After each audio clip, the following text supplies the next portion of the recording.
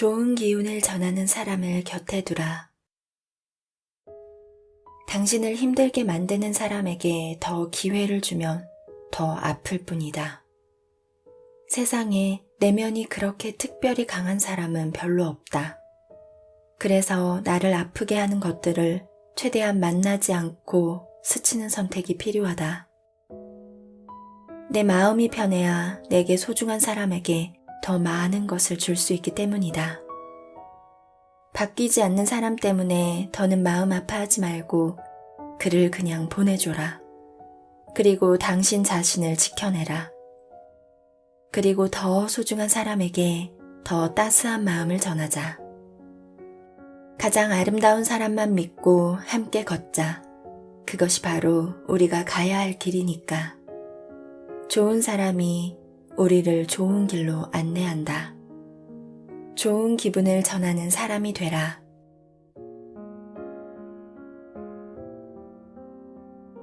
안녕하세요. 향기책방입니다. 오늘 함께할 책은 100만 독자의 마음을 사로잡은 국내 최고의 인문교육 전문가 김종원 작가님의 인간을 바꾸는 5가지 법칙입니다. 그 법칙으로 1.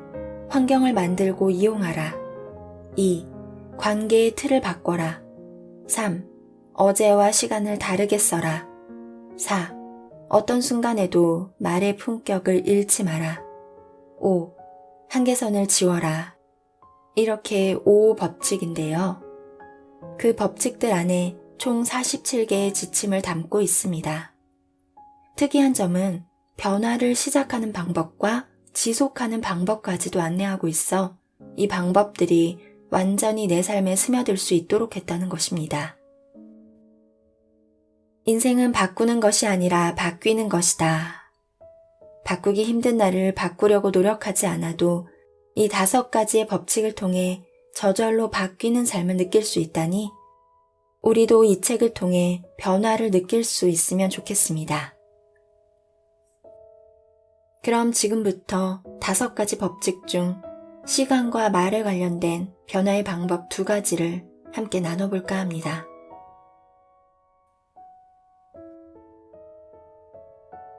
시간을 가치 있게 쓰는 사람들의 3가지 말습관. 동네 분식집에 한 손님이 혼잣말을 하며 자리에 앉았다. 동네에 김밥을 파는 식당이 여기뿐이라 선택의 여지가 없네.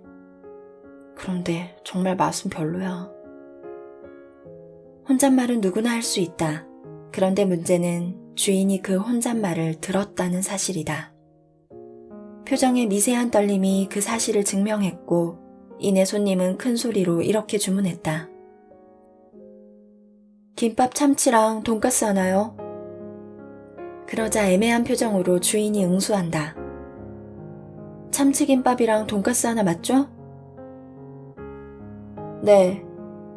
돈가스를 하나 꺼내다가 뭔가 이상한 느낌을 받은 주인은 다시 손님에게 묻는다.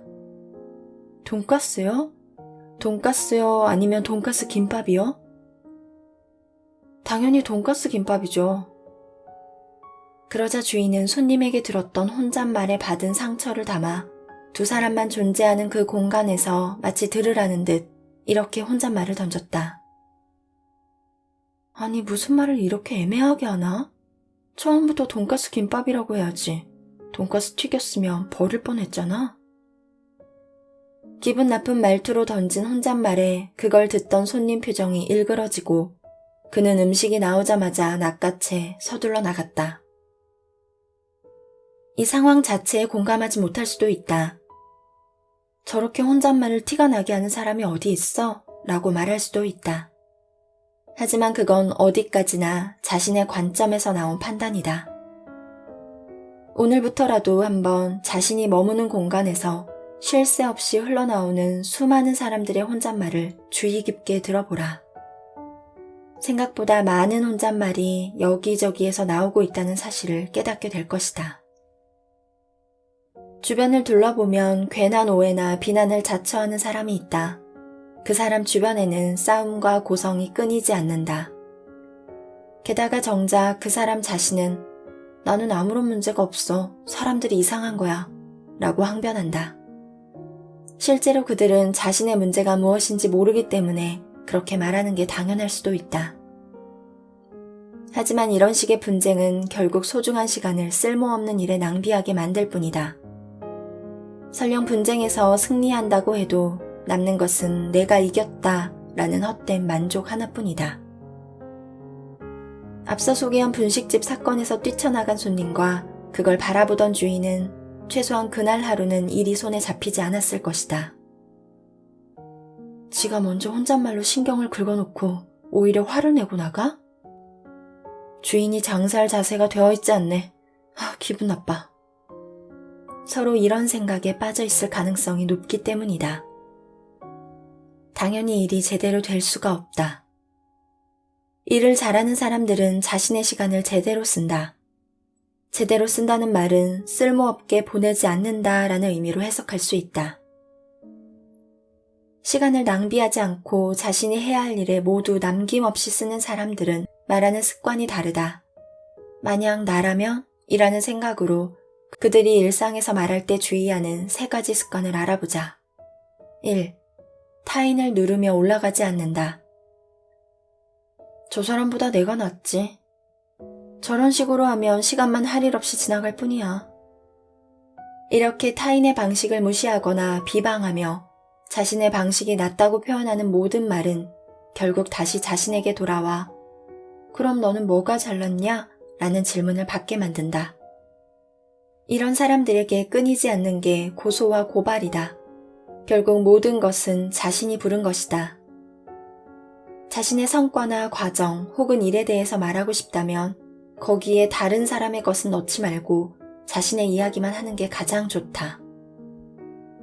상대를 누르지 말고 자신의 이야기만 하는 습관을 들여야 지금보다 더 많은 시간을 자신의 성장과 변화를 위해 쓸 수 있다. 2. 빠르게 평가하려고 하지 않는다. 스스로의 기준을 정하기 위한 평가는 필요하다. 그러나 그 평가가 생각보다 빠르게 이루어지는 경우가 가끔 있다. 평가가 빠른 이유는 상황이 쉽게 보이기 때문이기도 하지만 저 사람은 별로야 혹은 이건 아니지 와 같은 답을 미리 정하고 시작하기 때문이 아닐까? 이런 방식의 접근이 위험한 이유는 뭐든 빠른 속도로 생각을 정리하면 나온 의견과 답도 설익은 것일 가능성이 높기 때문이다. 깊은 생각으로 좋은 마음을 나누고 싶다면 타인과 대화를 나눌 때 쉽게 평가하지 않기와 빠르게 결론을 정하지 않기 등의 원칙을 가질 필요가 있다. 물론 개인에 따라 쉽게 변하지 않는 부분이니 자신의 빠르게 평가하려는 의지를 의식하며 그때그때 표출하려는 욕구를 제어하는 게 좋다. 3. 말을 최대한 절제한다. 말을 절제한다는 것은 어떤 의미일까? 요리사업가 백종원은 유명해진 이후 이런 말을 남겼다. 평소 표정 관리에 신경 쓰고 있다. 그리고 혼잣말로 구시렁구시렁 불평을 잘하고 욕도 잘하는데 의식적으로 늘 조심하고 있다. 말을 절제한다는 것은 말을 하지 않는다는 것이 아니라 혼잣말처럼 쓸데없이 나오는 말의 빈도를 최대한 줄이는 것을 의미한다. 의식하면 충분히 막을 수 있고 그로 인한 불필요한 언쟁도 피할 수 있으니 최대한 억제하며 쓸모없이 사라지는 시간이 생기지 않을 수 있게 노력해보자. 언어를 다루는 일은 매우 많은 시간을 필요로 한다. 처음 준비할 때 한 번 수정하며 또 한 번 그렇게 많은 시간이 사라지는데 가장 큰 이유는 쓸데없는 표현과 생각이 많이 들어가 있기 때문이다. 그걸 골라내기 위해 수정하며 많은 시간을 보내게 된다. 그러나 일상에서 내가 앞에서 제안한 3가지 방법을 사용하면 언어를 다루는 일에서 낭비되는 시간을 꽤 많이 줄일 수 있다. 일상이 곧 실전이라고 생각하며 시작해보자.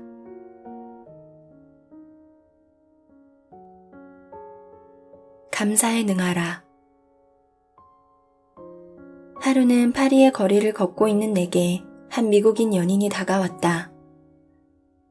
카메라를 들고 있는 것으로 봐서 사진을 찍어 달라는 부탁을 하려는 것 같았고 약간 귀찮은 마음이 든 게 사실이다.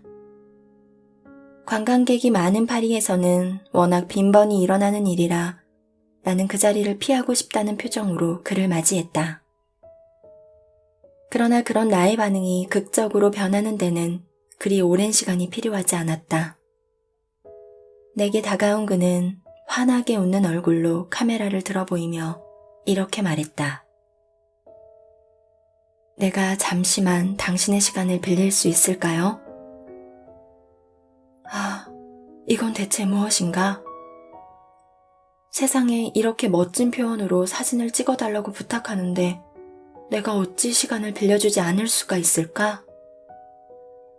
아마 정말 바쁜 일이 있어서 급하게 이동해야 했을지라도 나는 그의 요청을 거절하지 못하고 어떻게든 시간을 내서 사진을 찍어주었을 것이다. 그날 나는 두 사람의 모습이 가장 잘 나올 때까지 마치 면접에 쓸 내 사진을 찍는 것처럼 이리저리 위치까지 바꾸며 그야말로 최선을 다해 셔터를 눌렀다. 하루는 밤늦은 시간 지인에게 메시지가 하나 왔다. 행복하세요? 라는 짧은 글이었다. 너무 늦은 시각에 그것도 오랜만에 온 메시지가 우울한 느낌이라 이 사람에게 뭔가 불행한 일이 있나? 라는 생각에 나는 바로 이렇게 답신을 보냈다. 당연히 행복하죠. 이렇게 당신에게 메시지가 왔으니까요. 그러자 그에게 바로 이런 메시지가 왔다. 사실 기분 나쁜 일이 있었는데 작가님 메시지 한 줄에 마음이 갑자기 예뻐졌어요. 저라는 존재가 소중해진 기분입니다. 정말 감사합니다.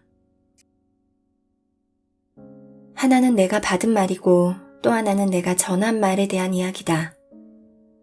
두 사례를 읽으며 당신은 어떤 생각을 해봤는가?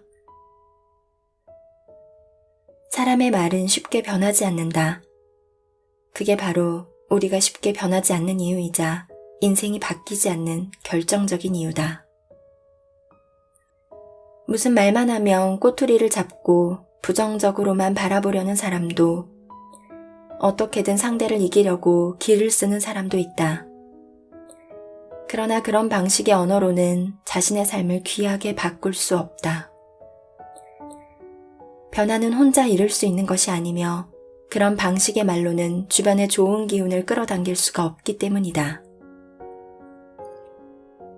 그러나 최대한 긍정적으로 그리고 누구보다 예쁘게 말하려고 노력해도 그게 쉽게 생각처럼 되지 않는다. 늘 성급한 사람은 매번 서두르고 늘 날카롭게 말하는 사람은 언제나 듣기만 해도 마음이 잘릴 것처럼 아픈 말을 한다. 100번 생각하고 한 번 말하겠다 결심해도 결국 나오는 대로 말하고 또 후회한다. 온기를 전하는 대화는 정말 쉽게 이루어지는 것이 아니다.